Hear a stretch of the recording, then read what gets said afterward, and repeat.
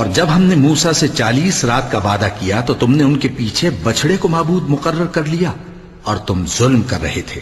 پھر اس کے بعد ہم نے تم کو معاف کر دیا تاکہ تم شکر کرو. اور جب ہم نے موسیٰ کو کتاب اور معجزے عنایت کیے تاکہ تم ہدایت حاصل کرو. اور جب موسیٰ نے اپنی قوم کے لوگوں سے کہا کہ بھائیو، تم نے بچڑے کو معبود ٹھہرانے میں اپنی جانوں پر ظلم کیا ہے، تو اپنے پیدا کرنے والے کے آگے توبہ کرو، پھر اپنوں کو قتل کرو، تمہارے خالق کے نزدیک تمہارے حق میں یہی بہتر ہے. پھر اس نے تمہارا قصور معاف کر دیا، وہ بے شک بڑا معاف کرنے والا ہے، بڑا مہربان ہے. اور جب تم نے موسیٰ سے کہا کہ موسیٰ، جب تک ہم اللہ کو سامنے نہ دیکھ لیں گے تم پر ایمان نہیں لائیں گے، تو تم کو بجلی نے آ گھیرا اور تم دیکھ رہے تھے. پھر موت آ جانے کے بعد ہم نے تم کو اثر نو زندہ کر دیا تاکہ احسان مانو. اور ہم نے بادل کا تم پر سایہ کیے رکھا اور تمہارے لیے من و سلوہ اتارتے رہے کہ جو پاکیزہ چیزیں ہم نے تم کو عطا فرمائی ہیں ان کو کھاؤ پیو، مگر تمہارے بزرگوں نے ان نعمتوں کی کچھ قدر نہ جانی اور وہ ہمارا کچھ نہیں بگاڑتے تھے بلکہ اپنا ہی نقصان کرتے تھے.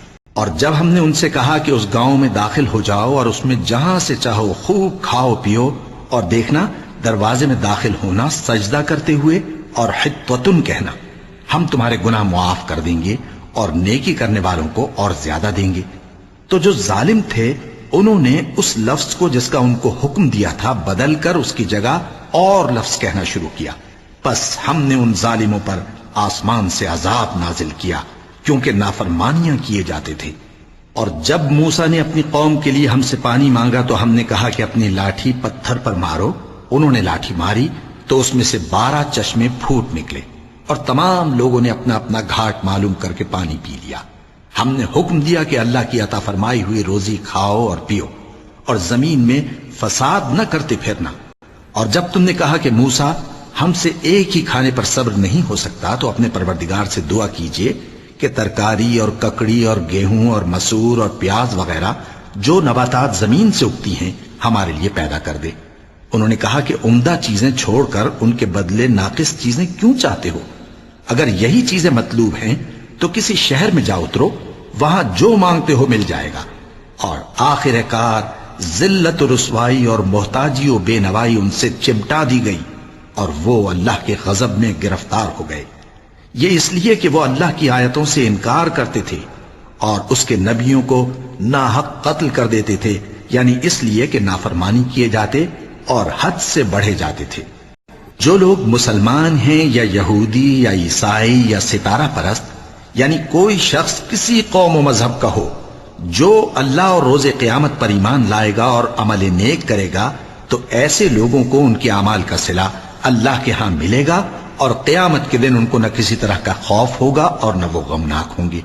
اور جب ہم نے تم سے عہد کر لیا اور کوہ طور کو تم پر اٹھا کھڑا کیا اور حکم دیا کہ جو کتاب ہم نے تم کو دی ہے اس کو زور سے پکڑے رہو اور جو اس میں لکھا ہے اسے یاد رکھو تاکہ عذاب سے محفوظ رہو، پھر تم اس کے بعد عہد سے پھر گئے، سو اگر تم پر اللہ کا فضل اور اس کی مہربانی نہ ہوتی تو تم خسارے میں پڑ گئے ہوتے.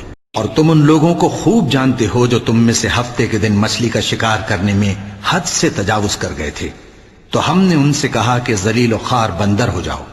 اور اس قصے کو اس وقت کے لوگوں کے لیے اور جو ان کے بعد آنے والے تھے عبرت اور پرہیزگاروں کے لیے نصیحت بنا دیا. اور جب موسیٰ نے اپنی قوم کے لوگوں سے کہا کہ اللہ تم کو حکم دیتا ہے کہ ایک بیل ذبح کرو، وہ بولے کیا تم ہم سے ہنسی کرتے ہو؟ موسیٰ نے کہا کہ میں اللہ کی پناہ مانگتا ہوں کہ نادان بنوں. انہوں نے کہا کہ اپنے پروردگار سے التجا کیجئے کہ وہ ہمیں یہ بتائے کہ وہ بیل کس طرح کا ہو. موسیٰ نے کہا پروردگار فرماتا ہے کہ وہ بیل نہ تو بوڑھا ہو اور نہ بچڑا بلکہ ان کے درمیان یعنی جوان ہو، سو جیسا تم کو حکم دیا گیا ہے ویسا کرو. انہوں نے کہا اپنے پروردگار سے درخواست کیجئے کہ ہم کو یہ بھی بتا دے کہ اس کا رنگ کیسا ہو. موسیٰ نے کہا پروردگار فرماتا ہے کہ اس کا رنگ گہرا زرد ہو کہ دیکھنے والوں کے دل کو خوش کر دیتا ہو. انہوں نے کہا اب کے پروردگار سے پھر درخواست کیجئے کہ ہم کو بتا دے کہ وہ اور کس کس طرح کا ہو، کیونکہ بہت سے بیل ہمیں ایک دوسرے کے مشابہ معلوم ہوتے ہیں اور اللہ نے چاہا تو ہمیں ٹھیک بات معلوم ہو جائے گی. मूसा ने कहा कि अल्लाह फरमाता है कि वो बैल काम में लगा हुआ न हो, न तो जमीन जोतता हो और न खेती को पानी देता हो, बेऐब हो, उसमें किसी तरह का दाग न हो। कहने लगे अब तुमने सब बातें दुरुस्त बता दी। गरज बड़ी मुश्किल से उन्होंने उस बैल को ज़बह किया, जबकि वो ऐसा करने वाले लगते न थे। और जब तुमने एक शख्स को कत्ल किया तो उसमें बाहम झगड़ने लगे, हालांकि जो बात तुम छुपा रहे थे अल्लाह उसको जाहिर करने वाला था। चुनाचे हमने कहा कि उस बैल का कोई सा टुकड़ा मकतूल को मारो। इस तरह अल्लाह मुर्दों को जिंदा करता है और तुमको अपनी कुदरत की निशानियां दिखाता है ताकि तुम समझो।